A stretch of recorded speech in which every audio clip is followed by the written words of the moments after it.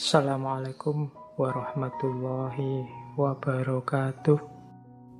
Akibatnya apa sih kalau kita ini overthinking? Efeknya antara lain ya yang pasti hidup jadi ndak asik, jadi ndak menyenangkan. Jangankan kita yang overthinking, kita punya teman saja yang serba overthinking, itu kan ndak asik. Jadi diajak apa-apa itu terus diseriusi terus. Kita ngomong iseng, dia serius mendalam. Kita bergurau, dia serius mendalam terus. Hidup jadi tidak menyenangkan, tidak asik.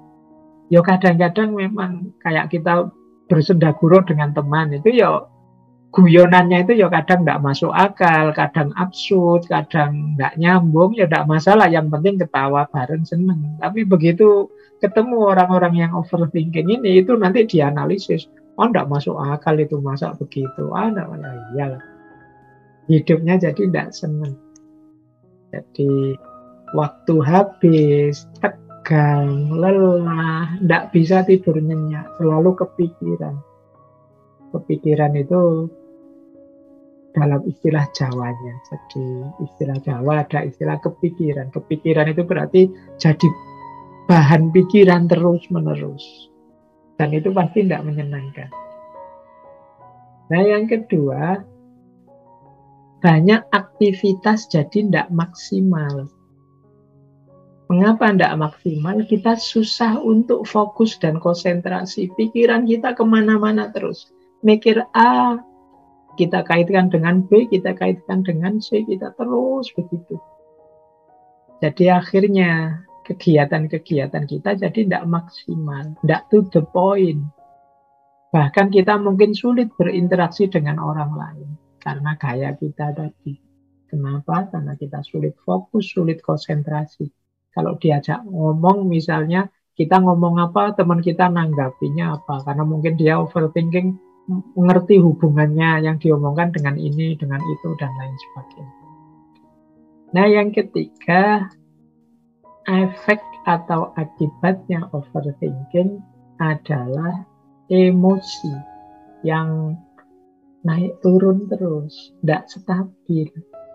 Orang overthinking itu mudah marah, mikir itu kan tegang. Kalau disinggung sedikit, dia bisa marah. Mudah gelisah. Termasuk insecure tadi yang kita bahas di babak pertama ngaji kita. Kemudian kadang-kadang mencari pelampiasan dari ketegangan kegelisahannya.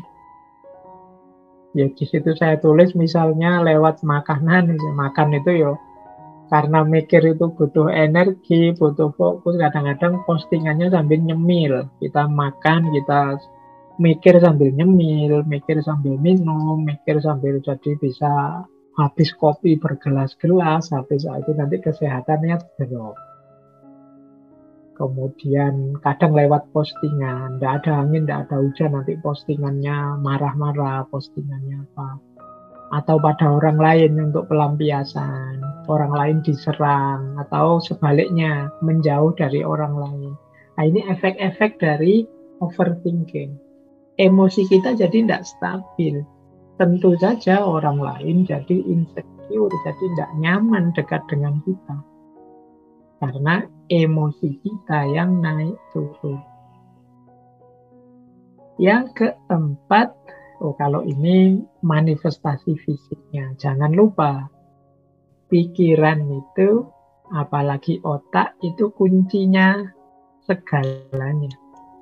Jadi ketegangan-ketegangan batin kita, pikiran otak kita itu ya bisa berefek pada kesehatan fisik. Ada gejala-gejala psikosomatis misalnya, pusing, nyeri, jantung berdebar-debar, sesak nafas, tensinya naik atau tensinya turun, dan lain sebagainya. Ini gangguan fisik. Sebagian besar penyakit-penyakit dalam itu berhubungan dengan pikiran kita. Maka orang yang overthinking itu berarti orang yang pikirannya tegang terus. Tidak heran kalau orang semacam ini mudah terkena penyakit, imunnya turun karena fokusnya pada hal-hal macam-macam yang tidak penting tadi. Maka teman-teman, yuk hati-hati untuk tidak terlena, terlalu mantap, terlalu mendalam dalam berpikir. Ini fatwanya jadi unik ya, padahal ini ngaji filsafat itu biasanya mikir mendalam. Tapi ini justru kalau dalam kasus overthinking ini, mikirnya jangan terlalu dalam. Jadi berpikir yang biasa saja, tidak keterlaluan. Keterlaluan itu kan berarti ya sudah berlebihan. Nah, baik. Sekarang kita lihat filsafat-filsafatnya. Ini ada banyak. Ini juga tokoh-tokoh yang mungkin next time kita bahas ya satu-satu.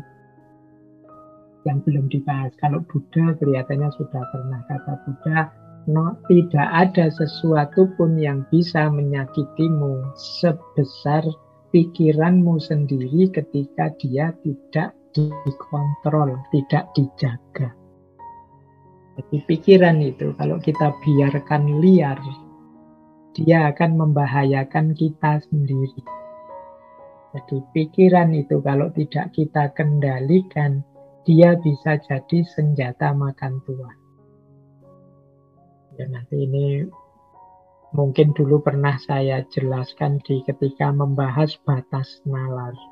Jadi bagaimana pikiran-pikiran itu harus selalu kita kendalikan. Karena dia bisa ganti menyakiti kita. Bahkan katanya filosof eksistensialis namanya Fyodor Dostoyevsky. Kata beliau, to think too much is a disease. Orang yang terlalu banyak mikir,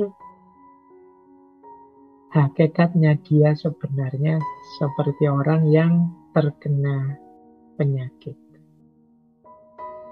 Jadi ini berarti mikir berlebihan itu ya penyakit, harus disembuhkan. Kita harus bisa ngontrol pikiran, jangan sampai kita yang dikontrol oleh pikiran. Ini coba nanti direnungi oleh teman-teman. Bagaimana kita bisa ngontrol pikiran kita, bukan kita yang dikontrol oleh pikiran kita. Kalau dalam dunia tasawuf, ya kalau bisa pikiran kita itu dikontrol oleh kejernihan batin kita.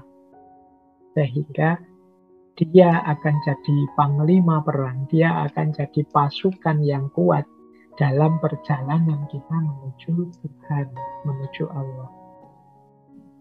Nah, dikuatkan oleh Pascal, filosof eksistensialis lagi.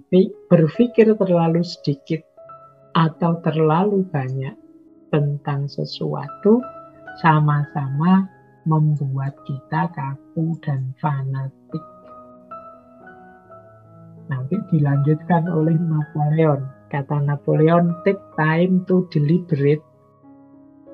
Ya, silahkan gunakan waktumu untuk bebas berpikir, tetapi ketika waktu untuk bertindak tiba, stop thinking and go. Berhentilah berpikir dan jalanlah. Jadi ya berpikirlah, tapi ambil waktu, beri batas waktu. Jangan terus-terusan mikir tanpa batas waktu. Kalau sudah saatnya bertindak, ayo bertindak. Jangan mikir terus, stop thinking and go. Kata Napoleon Hill, ini sama-sama Napoleon ya. Kalau Napoleon Bonaparte panglima perang Perancis, kalau Napoleon Hill ini penulis, motivator dari Amerika. Don't wait, the time will never be just right. Jangan menunggu. Menunggu itu dalam arti terlalu banyak pikiran, terlalu banyak pertimbangan. The time will never be just right. Waktu, situasi itu tidak bisa berubah benar begitu saja. Kita harus ada tindakannya, tidak hanya mikir. Dan menurut Martin Luther King Jr., kalau Martin Luther King ini beliau aktivis, juru bicara pergeraan hak-hak sipil. Nanti kapan-kapan kita bahas beliau. Mungkin berhubungan dengan teologi pembebasan. Kata Martin Luther King Jr., you don't have to see the whole staircase. Just take the first step. Jadi engkau tidak harus melihat keseluruhan anak tangga. Cukup engkau ambil langkah pertama. Jadi hidup ini kalau kita ibaratkan naik tangga, ya tidak harus kita tahu ujungnya tangga itu nanti sampai mana. Yang penting kita mengambil langkah pertama menaiki tangga. Kalau terlalu lama mikir tentang tangga, tidak jalan-jalan. Nah, ini yang dimaksud overthinking tadi. Terlalu banyak pertimbangan, terlalu banyak pemikiran, terlalu banyak pendalaman-pendalaman, akhirnya tidak ngapa-ngapain. Kalau kita tidak ngapa-ngapain, tidak ada situasi yang berubah jadi lebih baik. Padahal tujuannya berpikir itu kan mencari solusi, menemukan jalan untuk agar hidup kita jadi lebih baik. Nah, inilah beberapa filosofi dari para filosof tentang overthinking. Oke, untuk malam hari ini saya cukupkan sekian dulu. Mohon maaf kalau ada yang kurang berkenan, mungkin 1-2 kekurangan apa, mohon dimaklumi. Kalau ada kekhilafan, kealpaan yang teman-teman ngerti benernya seperti apa, ya silahkan disampaikan. Kurang lebihnya mohon maaf. Wallahul muwaffiq, wallahu a'lam bissawab. Wassalamualaikum warahmatullahi wabarakatuh.